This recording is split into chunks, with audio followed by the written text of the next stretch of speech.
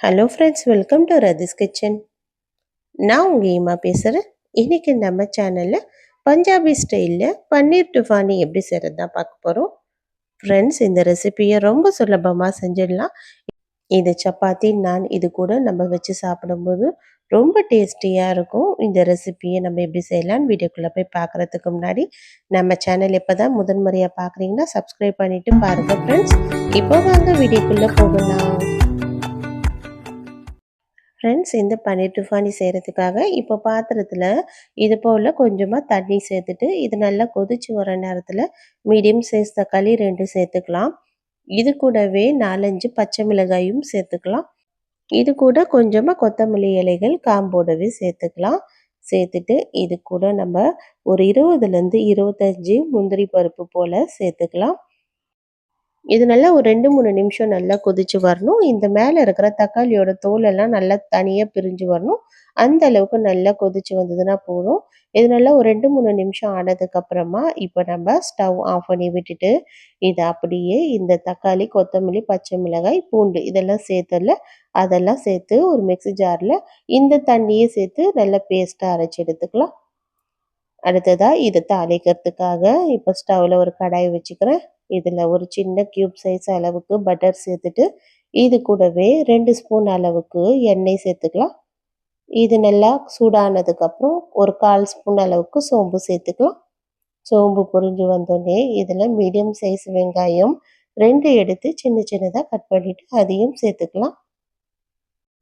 வெங்காயம் ரொம்ப பெரிய வெங்காயமாக இருந்ததுன்னா ஒரு வெங்காயம் எடுத்து சேர்த்தா போதும். சின்ன சைஸ் வெங்காயமாக இருந்தால் மீடியம் சைஸ் அளவுக்கு இருந்ததுன்னா 2 சேர்த்துக்குங்க. இது கூடவே பச்சை மிளகாயை இது போல் உடச்சிட்டு சேர்த்துக்கலாம். சேர்த்துட்டு இதெல்லாம் பச்சை வாசனை போகிற அளவுக்கு வதக்கி விட்டுடலாம். இதெல்லாம் நல்லா வதங்கி வர நேரத்துலேயே நம்ம ஏற்கனவே நம்ம வேக வச்சுருந்தல அந்த தக்காளி, பச்சை மிளகாய் இதெல்லாம் சேர்த்து நம்ம மிக்ஸி ஜாரில் கொஞ்சமாக தண்ணி சேர்த்து அரைச்சி எடுத்துப்போம். இப்போ நம்ம இஞ்சி பூண்டு பேஸ்ட்டு 1 ஸ்பூன் அளவுக்கு சேர்த்துட்டு இந்த பச்சை வாசனை போகிற அளவுக்கு வதக்கி விட்டுடலாம். இப்போ நம்ம அரைச்சி வச்சுருந்தோம்ல அந்த தக்காளி பேஸ்ட்டை எடுத்து அப்படியே நம்ம இந்த வதங்கி வந்த வெங்காயத்தோடு சேர்த்துட்டு நல்லா கலந்து விட்டுடுவோம். இப்போ இதை நல்லா இது போல் கலந்து விட்டதுக்கப்புறமா இந்த பன்னீர் டுஃபானிக்கு தேவையான அளவுக்கு உப்பு சேர்த்துடலாம். சேர்த்துட்டு இப்போ இது கூடவே கரம் மசாலா 1/2 ஸ்பூன் அளவுக்கு சேர்த்துக்கலாம். இதில் தனி மிளகாய் தூள் 1 டேபிள் ஸ்பூன் அளவுக்கு சேர்த்துக்கலாம். சேர்த்துட்டு இப்போ இதை நல்லா கலந்து விட்டுக்கலாம்.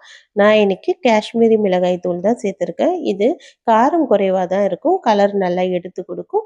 இதை நல்லா கலந்து விட்டுடுவோம். இது பொருள் நல்லா கலந்து விட்டுட்டு இப்போ நம்ம மிக்ஸி ஜாரை அலசிட்டு நல்லா ஒரு 200 ml அளவுக்கு தண்ணி சேர்த்துக்கலாம். தண்ணி சேர்த்துட்டு இது போல் நல்லா கலந்து விட்டுடலாம். இந்த நேரத்துக்கு உப்பு கரெக்டாக இருக்கான்னு மட்டும் செக் பண்ணி பார்த்துக்குங்க. உப்பு கரெக்டாக இருந்ததுன்னா அப்படியே விட்டுருங்க. தேவைப்பட்டதுன்னா கொஞ்சமாக சேர்த்துக்குங்க. இப்போ நம்ம சேர்த்தது எல்லாம் நல்லா கொதிச்சு வர ஆரம்பிக்குது.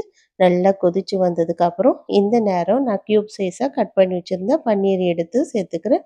200 கிராம் அளவுக்கு பன்னீரை க்யூப் சைஸில் கட் பண்ணி வச்சுருக்கேன்.